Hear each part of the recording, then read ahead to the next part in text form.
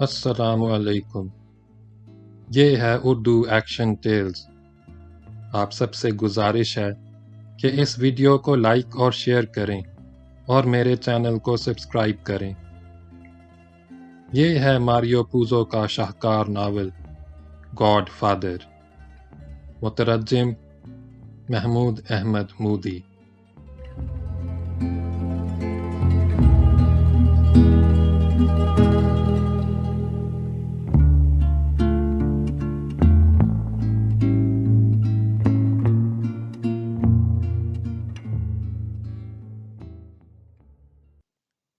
باب نمبر 15۔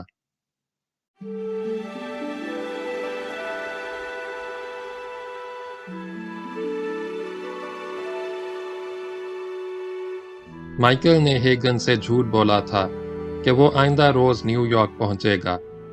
در حقیقت وہ اس وقت نیو یارک میں ہی تھا اور کے ایڈمز کے ساتھ ایک ہوٹل میں مقیم تھا جو ہیگن کے آفس سے بمشکل 1 میل دور تھا۔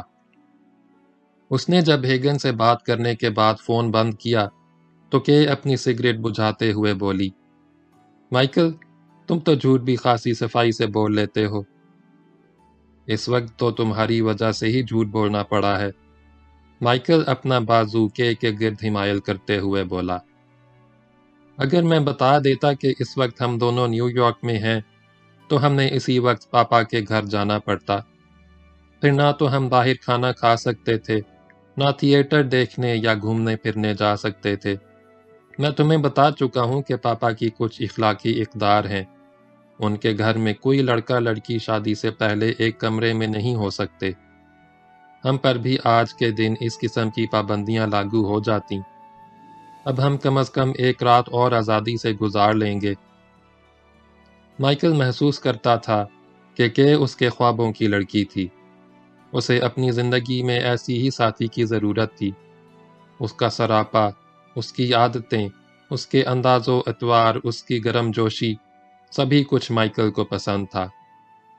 ان کا ارادہ تھا کہ وہ کرسمس کے ہفتے کے دوران ہی سٹی ہال جا کر سادگی سے شادی کر لیں گے۔ تاہم مائیکل نے کے کو بتا دیا تھا کہ وہ اپنے باپ کو شادی کے بارے میں ضرور بتائے گا۔ اسے امید تھی کہ اس کا باپ اس شادی پر اعتراض نہیں کرے گا۔ البتہ اگر مائیکل رازداری سے شادی کرتا اور ڈان کورلیون کو بعد میں پتہ چلتا تو وہ یقیناً بہت برا مناتا اور اس کے احساسات مجروح ہوتے۔ کے کا ارادہ تھا کہ وہ اپنے والد کو شادی کے بعد شادی کے بارے میں بتائے گی۔ اسے اس بات کی پرواہ نہیں تھی کہ اس کے والدین مائیکل کو پسند کریں گے یا نہیں۔ مائیکل کو احساس تھا کہ یہ شادی اسے اس کی فیملی سے کچھ اور دور کر دے گی، لیکن وہ اپنی پسند کے سامنے مجبور تھا۔ ابھی ان دونوں کو تعلیم بھی مکمل کرنی تھی، لیکن انہیں امید تھی کہ شادی ان کی تعلیم کے راستے میں رکاوٹ نہیں بنے گی۔ اس رات انہوں نے کھانا باہر کھایا، تھیٹر گئے۔ ایک دوسرے کی رفاقت میں انہوں نے بہت خوشی وقت گزارا۔ جب وہ ہوٹل واپس پہنچے تو لابی میں مائیکل نے نیوز اسٹینڈ کی طرف اشارہ کرتے ہوئے کہا، تم ذرا وہاں سے شام کے اخبارات لے آؤ، میں اس وقت تک ریسیپشن سے کمرے کی چابی لاتا ہوں۔ استقبالیہ کاؤنٹر پر کافی لوگ موجود تھے اور کاؤنٹر کلرک ایک ہی تھا۔ مائیکل کو چابی لینے میں کچھ دیر لگ گئی۔ چابی لینے کے بعد اس نے ادھر ادھر دیکھا تو اسے احساس ہوا کہ ابھی تک نیوز اسٹینڈ پر ہی کھڑی تھی۔ اس کے ہاتھوں میں ایک اخبار تھا اور وہ ایک ٹک اسی کو دیکھے جا رہی تھی۔ مائیکل اس کے قریب پہنچا تو اس نے سر اٹھا کر مائیکل کی طرف دیکھا۔ اس کی آنکھوں میں آنسو تھے۔ اوہ مائک، مائک، وہ گلفگیر آواز میں صرف اتنا ہی کہہ سکی۔ اس کی آواز گویا اس کا ساتھ چھوڑ گئی۔ مائیکل نے اس کے ہاتھ سے اخبار لے لیا۔ سب سے پہلے اس کی نظر جس چیز پر پڑی وہ اس کے باپ کی بڑی سی تصویر تھی جو اخبار کے پہلے صفحے پر بالائی حصے میں نمایاں انداز میں چھپی ہوئی تھی۔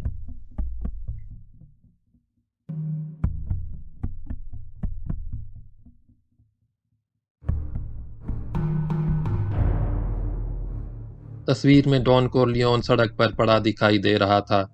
اور اس کے سر کے گرد بہت سا خون پھیلا ہوا تھا۔ ایک شخص اس کے قریب بیٹھا بچوں کی طرح رو رہا تھا۔ وہ مائیکل کا بھائی فریڈ تھا۔ مائیکل کو یوں لگا جیسے یک لخت اس کا خون اس کی رگوں میں جم گیا ہو۔ وہ خود بھی نہیں جان سکا کہ اس کی یہ کیفیت دکھ سے تھی، خوف سے تھی، یا پھر غیظ و غضب سے۔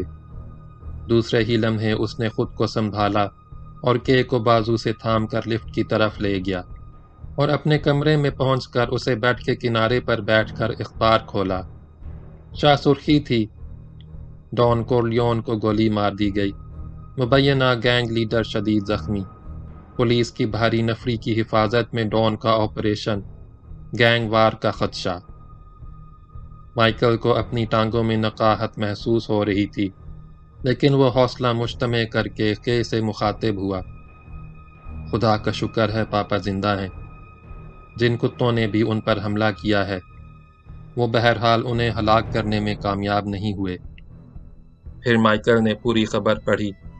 اس کے باپ پہ حملہ شام 5 بجے کے قریب ہوا تھا، اور اس کا مطلب تھا کہ جس وقت مائیکل عیش و نشاط کی گھڑیاں گزار رہا تھا، باہر رومان پرور ماحول میں کھانا کھا رہا تھا، تھیٹر سے لطف اندوز ہو رہا تھا، اس دوران میں اس کے باپ پر فائرنگ ہو چکی تھی اور وہ موت و حیات کی کشمکش میں مبتلا تھا۔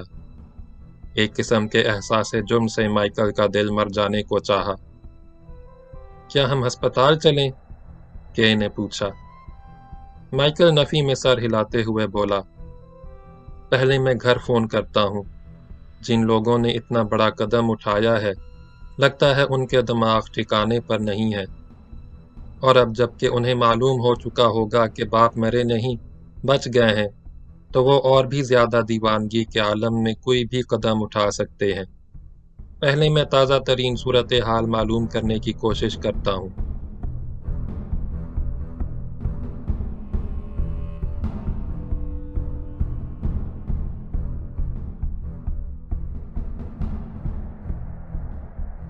لانگ بیچ پر واقع اس کے گھر کے دونوں ٹیلی فون بزی تھے۔ مائیکل مسلسل نمبر ملانے کی کوشش کر رہا اور مسلسل اسے دونوں نمبروں سے انگیج کی ٹون سنائی دیتی رہی۔ تاہم اس نے کوشش جاری رکھی اور آخرکار 20 منٹ بعد سلسلہ مل ہی گیا۔ یس، دوسری طرف سے سنائی دینے والی آواز سنی کی تھی۔ اس کے لہجے میں تناؤ تھا۔ سنی، یہ میں ہوں، مائیکل بولا۔ اوہ، سنی کے لہجے میں اطمینان جھلک آیا۔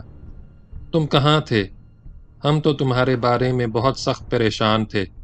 میں نے تمہاری تلاش میں اس قصبے کی طرف آدمی بھی روانہ کر دیے تھے جہاں تمہارا کالج اور ہاسٹل ہے۔ پاپا کیسے ہیں؟ وہ کتنے زخمی ہوئے ہیں؟ مائیکل نے بے تابی سے پوچھا۔ بہت بری طرح زخمی ہوئے ہیں، انہیں 5 گولیاں لگی ہیں، لیکن بہرحال وہ سخت جان آدمی ہے، سنی کے لہجے میں فخر تھا۔ ڈاکٹروں کا کہنا ہے کہ وہ بچ جائیں گے۔ دیکھو، میں زیادہ لمبی بات نہیں کر سکتا، میں بہت مصروف ہوں اور فون کو بھی زیادہ دیر انگیج نہیں رکھ سکتا۔ کالز مسلسل آ رہی ہیں۔ یہ بتاؤ تم ہو کہاں؟ میں نیو یارک میں ہی ہوں۔ کیا ہیگن نے تمہیں نہیں بتایا کہ میں بذریعہ کار یہاں آ رہا تھا؟ مائیکل بولا۔ نہیں، سنی کی آواز کچھ نیچی ہو گئی۔ ہیگن ہمیں یہ اطلاع نہیں دے سکا کیونکہ اسے اغوا کیا گیا ہے، اسی لیے میں تمہاری طرف سے بھی فکر مند تھا۔ ہیگن کی بیوی یہاں موجود ہے، نہ تو اسے معلوم ہے کہ ہیگن کو کس نے اغوا کیا ہے، اور نہ ہی پولیس کو اس سلسلے میں کچھ معلوم ہے۔ میں چاہتا بھی نہیں ہوں کہ انہیں کچھ معلوم ہو۔ جن لوگوں نے یہ سب کچھ کیا ہے، ان کے شاید دماغ خراب ہو گئے ہیں۔ بس تم فوراً گھر آ جاؤ اور اپنی زبان بند کر کے رکھنا، اوکے؟ اوکے، مائیکل نے کہا۔ کیا تمہیں معلوم ہے یہ کن لوگوں کی حرکت ہے؟ یقیناً، سنی نے جواب دیا۔ براسی اس وقت کہیں گیا ہوا ہے، اسے واپس آ جانے دو۔ جن لوگوں نے یہ حرکت کی ہے ان میں سے کوئی بھی زندہ نہیں بچے گا۔ میں 1 گھنٹے تک پہنچ رہا ہوں ٹیکسی میں، مائیکل نے کہا اور فون بند کر دیا۔ اخبارات کو آئے کم از کم 3 گھنٹے گزر چکے تھے۔ مائیکل کو یقین تھا کہ اس دوران یہ خبر کئی ریڈیو اسٹیشن سے بھی نشر ہو چکی تھی۔ براسی جہاں بھی تھا اس تک یہ خبر پہنچ جانی چاہیے تھی۔ کیا اس نے ابھی تک خبر نہیں سنی تھی؟ یہ ممکن نہیں تھا۔ اگر اس نے خبر سن لی تھی تو وہ اب تک کہاں غائب تھا؟ ہیگن اس وقت جہاں موجود تھا وہاں اس کے دماغ میں بھی یہی سوال گونج رہا تھا، اور یہی سوال اس وقت لانگ بیچ پر واقع حویلی نما مکان میں بیٹھے سنی کو تشویش میں مبتلا کر رہا تھا۔